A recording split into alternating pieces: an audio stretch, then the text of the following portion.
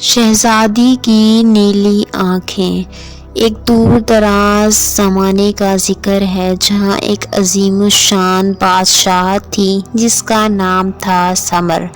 وہاں کے بادشاہ سلطان فیروز نے انصاف اور دانشوری میں اپنی پہچان بنا رکھی تھی۔ ان کی سلطنت میں امن و امان کا راج تھا، لیکن ایک غم نے ان کے دل کو ہمیشہ رنجیدہ رکھا تھا۔ ان کی کوئی اولاد نہ تھی۔ ہر روز وہ ماں باپ کی دعائیں مانگتے۔ آخر ایک دن شہزادی پیدا ہوئی۔ پوری ریاست خوشیوں میں ڈوب گئی۔ بادشاہ نے شہر میں میلے کا اعلان کیا اور غریبوں کو کھانا کھلایا۔ شہزادی کے جنم کے موقع پر بادشاہ نے ایک عجیب و غریب عالم دیکھا۔ جب بچی نے آنکھیں کھولیں تو وہ آنکھیں گہری نیلی تھیں، جیسے کسی گہرے دریا کا پانی یا پھر آسمان کی وہ گہرائی جہاں تاروں کا بسیرا تھا۔ اس لیے بادشاہ نے اس کا نام شہزادی نیلوفر رکھا۔ شہزادی نیلوفر جیسے جیسے بڑھتی گئی اس کی خوبصورتی بھی بڑھتی گئی۔ اس کے بالوں کا رنگ سیاہ جیسے رات کا اندھیرا، چہرہ چمکتا ہوا چاند جیسا، اور وہ نیلی آنکھیں، وہ آنکھیں ایسی تھیں جیسے ہر کوئی ان میں کھو جاتا۔ وہ نہ صرف خوبصورت تھیں بلکہ نیک دل اور تیز فہم بھی تھیں۔ اس نے علماء سے تعلیم حاصل کی، گھوڑ سواری سیکھی اور تیر اندازی میں بھی کوئی اس کا مقابلہ نہیں کرتا تھا۔ وہ اپنے والدین کا خون تھی، ریاست کا چاند تھی۔ لیکن ایک بات تھی، شہزادی نیلوفر ہمیشہ ایک اداس سی رہتی تھی۔ وہ اکثر اپنے بالا خانے کی کھڑکی سے باہر دیکھا کرتی، آسمان کی طرف، جیسے کسی چیز کی تلاش میں۔ اس کی نیلی آنکھوں میں ایک عجیب سا غم تھا، ایک ایسی پیاس تھی جو کسی اجنبی خواب کی طرح تھی۔ ایک دن ریاست کے مشہور تاریخ دان نے بادشاہ کو بتایا کہ قدیم کتابوں میں لکھا ہے کہ نیل دریا کے پار ایک ایسا جہان ہے جہاں آئینہ حقیقت موجود ہے۔ جو بھی اس آئینے میں اپنا عکس دیکھے گا اسے اپنی ذات کی حقیقت کا پتہ چل جائے گا۔ یہ آئینہ انسانوں کے دل کا آئینہ ہے جو نہ صرف چہرہ دکھاتا ہے بلکہ روح کا اظہار بھی کرتا ہے۔ تاریخ دان نے کہا، عالم حقیقت کی یہ کھوج صرف وہی کر سکتا ہے جس کی آنکھیں اصل دنیا کی گہرائی کو دیکھ سکتی ہوں، جیسے شہزادی نیلوفر کی آنکھیں۔ یہ سن کر شہزادی کے دل میں ایک آگ سی لگ گئی۔ اس نے فیصلہ کیا کہ وہ آئینہ حقیقت کو ڈھونڈنے سفر پر جائے گی۔ بادشاہ اور بیگم بہت رنجیدہ ہوئے، لیکن انہیں پتا تھا کہ ان کی بیٹی کا دل کسی بڑے مقصد کے لیے بے قرار ہے۔ انہوں نے اسے دعا دی، اس کے ساتھ بہترین گھڑ سوار نوکر اور ایک وفادار دوست، ایک محقق عارف کو بھیجا جو قدیم زبانوں اور نشانوں کو سمجھتا تھا۔ شہزادی نیلوفر کا قافلہ صبح سویرے روانہ ہوا۔ ان کے سامنے صرف ایک ہدف تھا، نیل دریا کو پار کرنا اور آئینہ حقیقت کو ڈھونڈنا۔ سفر کے پہلے پڑاؤ میں انہیں ایک گھنے جنگل سے گزرنا پڑا۔ درخت اتنے بلند تھے کہ سورج کی کرنیں بھی زمین تک بہت آسانی سے پہنچ نہیں سکتی تھیں۔ ہوا میں پر اسرار سی آوازیں گونجتی تھیں۔ راستہ بتانے والا ان کا رہنما ایک رات کو غائب ہو گیا۔ قافلے میں خوف پھیل گیا۔ شہزادی نے حوصلہ نہیں ہارا۔ اس نے اپنی نیلی آنکھیں بند کی اور اپنے دل کی آواز سنی۔ پھر اس نے اپنے ساتھیوں سے کہا، مت ڈرو، جنگل ہماری ہمت آزما رہا ہے، ہم اس سے گزریں گے۔ اس نے اپنے گھوڑے کو آگے بڑھایا اور ایک چھوٹا سا راستہ دیکھا جو ان سب کی نظروں سے اوجھل تھا۔ وہ راستہ انہیں جنگل کے دوسرے کنارے پر لے گیا۔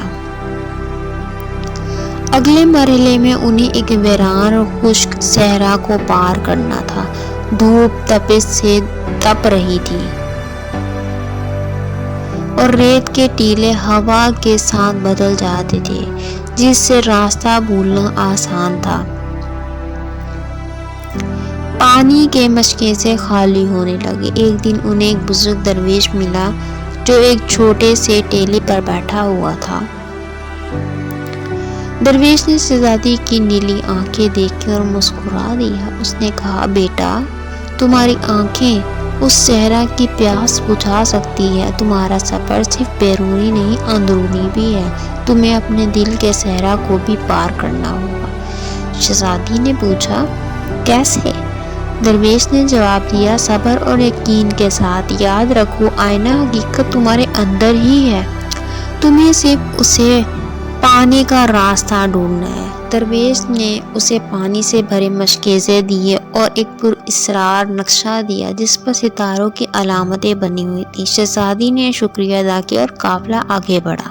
نقشے کی مدد سے انہیں نیل دریا کا کنارہ ملا۔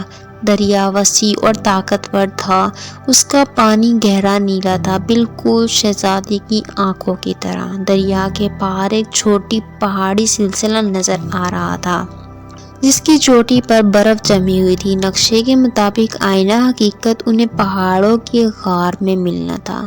دریا پار کرنا آسان نہ تھا، انہیں ایک کشتی بنانے میں کئی دن گزر گئے۔ جب وہ دریا پار کر رہے تھے تو ایک طوفان اٹھ کھڑا ہوا، لہریں اونچی ہو گئیں اور کشتی ڈگمگانے لگی۔ سب ڈر گئے۔ شہزادی نے کشتی کے ایک کنارے پر کھڑے ہو کر اپنی نیلی آنکھیں دریا کی گہرائیوں پر مرکوز کیں۔ وہ گہری سانس لے کر بولی، اے دریا، تم بھی تو نیلے ہو، ہم بھی نیلی آنکھوں والے ہیں، ہمیں راستہ دے دو۔ عجیب بات ہے، دریا کی لہریں پرسکون ہونے لگی اور طوفان تھم گیا۔ دریا جیسے ان کی بات سن لی ہو، کشتی سلامت پار ہو گئی۔ دریا پار کرنے کے بعد ان کے سامنے پہاڑی سلسلہ تھا۔ چڑھائی بہت مشکل تھی، ہوا پتلی ہو رہی تھی اور راستہ خطرناک۔ کئی ساتھی تھک کر واپس جانا چاہتے تھے، لیکن شہزادی کا عزم پہاڑوں سے بھی محفوظ تھا۔ وہ مسلسل آگے بڑھتی رہی۔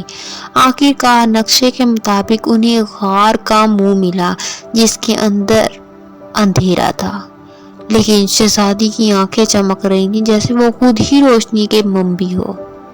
غار کے اندر ایک وسیع کمرہ تھا اور اس کمرے کے بیچوں بیچ ایک چٹان پر ایک ڈھکی ہوئی چیز رکھی تھی۔ جب شہزادی نے اس پر سے کپڑا ہٹایا تو وہاں ایک زبردست آئینہ چمک رہا تھا۔ یہ آئینہ حقیقت تھا۔ شہزادی نے آہستہ سے آئینے کے سامنے قدم بڑھایا۔ اس نے آئینے میں اپنا عکس دیکھا، لیکن وہ صرف اپنا چہرہ ہی نہیں دیکھ رہی تھی، آئینے میں اسے اپنے اندر کی دنیا نظر آئی۔ اس نے دیکھا کہ وہ صرف ایک شہزادی نہیں بلکہ ایک مضبوط، بہادر اور نیک دل انسان ہے۔ اس نے اپنی کمزوریاں دیکھی، اپنی طاقتیں دیکھی، اپنے خواب دیکھے اور اپنے مقصد کو دیکھا۔ آئینے میں اسے اپنی ریاست کے لوگ نظر آئے، اس کے والدین کی مسکراہٹیں نظر آئیں۔ اسے احساس ہوا کہ حقیقی خوشی دوسروں کی خدمت میں ہے۔ اس کی نیلی آنکھوں میں جو اداسی تھی وہ دور ہو گئی، اسے سکون ملا۔ عارف نے پوچھا، شہزادی، آپ نے کیا دیکھا؟ شہزادی نے مسکراتے ہوئے کہا، میں نے خود کو دیکھا۔ میں نے جان لیا کہ ہر انسان کے اندر ایک آئینہ ہوتا ہے۔ ہمیں باہر کسی آئینے کی ضرورت نہیں، بس اپنے دل کی آنکھیں کھولنی ہیں۔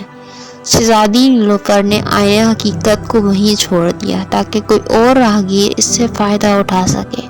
وہ اور اس کا قافلہ واپس ریاست سمر کی طرف روانہ ہو گئے۔ واپسی کا سفر آسان تھا کیونکہ اب ان کے دلوں میں اطمینان تھا۔ جب شہزادی واپس پہنچی تو پوری سلطنت نے شاندار استقبال کیا۔ بادشاہ اور بیگم اپنی بیٹی کو دیکھ کر خوشی سے پھولے نہ سمائے، لیکن انہیں احساس ہوا کہ ان کی بیٹی میں ایک تبدیلی آ گئی ہے۔ وہ اب وہی اداس شہزادی نہ تھی، ان کی نیلی آنکھیں اب گہرائی رکھتی تھیں، لیکن ان میں ایک نیا جوش، ایک نیا سکون اور ایک واضح مقصد تھا۔ شہزادی نیلوفر نے اپنی حکومت سنبھالی۔ اس نے انصاف پسندی، ہمت اور دانائی سے ریاست چلائی۔ اس نے غریبوں کے لیے مدرسے اور شفا خانے کھولے، کسانوں کو جدید طریقے سکھائے اور علم و فنون کو فروغ دیا۔ وہ نہ صرف ایک شہزادی تھی بلکہ ایک رہنما بن گئی تھی۔ اس کی نیلی آنکھیں اب صرف خوبصورتی کی علامت نہ تھیں بلکہ دانش، انصاف اور امید کی علامت بن گئی تھی۔ لوگ کہتے تھے کہ جب شہزادی کسی کی طرف دیکھتی ہے تو وہ اس کے دل کی گہرائی تک جا سکتی ہے، اس کی پریشانیاں سمجھ سکتی ہے اور اسے درست راستہ دکھا سکتی ہے۔ کہانی کا اختتام اس بات پر ہوتا ہے کہ شہزادی نیلوفر نے کبھی شادی نہیں کی۔ اس نے کہا، میرا مقصد میری ریاست اور میرے لوگوں کی خدمت ہے، میری اولاد یہی لوگ ہیں۔ اور جب بادشاہ سلطان فیروز کا انتقال ہوا تو شہزادی نیلوفر تخت نشین ہوئی۔ اس کے دور کو تاریخ میں نیلی آنکھوں والی سلطنت کے نام سے یاد کیا جاتا ہے، ایک ایسا دور جہاں انصاف، امن اور خوشحالی کا راج تھا، اور وہ آئینہ حقیقت لوگ کہتے ہیں کہ آج بھی اس غار میں موجود ہے۔ اسے صرف وہی تلاش کر سکتا ہے جس کے دل میں سچائی کی تلاش ہو اور جس کی آنکھیں حقیقت کی گہرائی کو دیکھنے کی صلاحیت رکھتی ہو۔